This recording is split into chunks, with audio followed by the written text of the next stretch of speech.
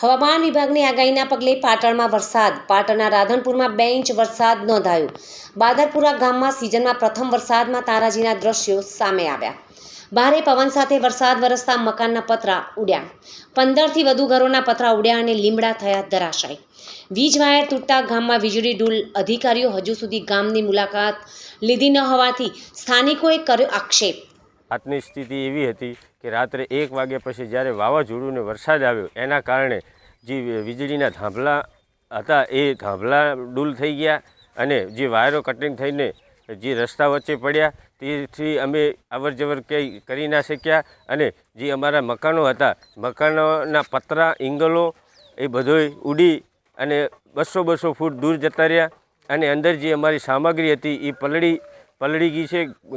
ખેતરની અંદર જે અમે સામગ્રી ભેંસોનો ચારો રાખ્યો હતો અને જે શિયાળુ પાકમાં અમારો જે ઘઉં ચણા એ સંગ્રહ કરી રાખેલો હતો એ પણ પલળી ગયો છે. અત્યારે ખૂબ સ્થિતિ ગંભીર છે અમારી.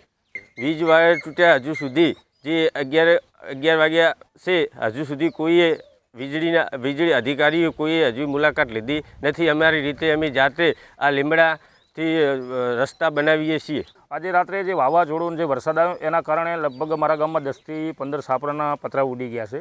અને બીજી વસ્તુ એવી છે કે રાતે વાવાઝોડું આવ્યા પહેલાં લાઇટ કાપી હતી, હજુ સુધી તાર તૂટેલા પણ કોઈ હજુ અધિકારી મેં ફોન કર્યા તો છતાં હજુ આવ્યા નથી.